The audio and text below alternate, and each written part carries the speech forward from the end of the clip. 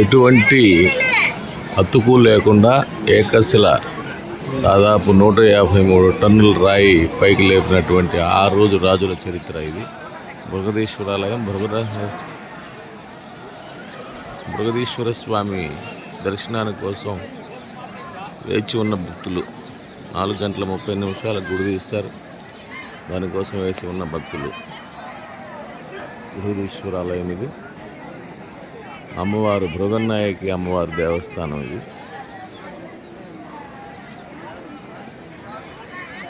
నందీశ్వర స్వామి వారు ఏకశిల.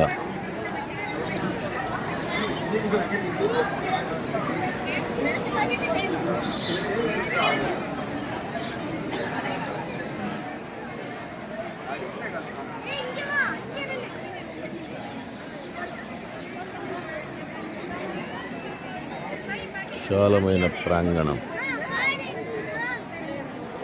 అద్భుతమైన కట్టడం.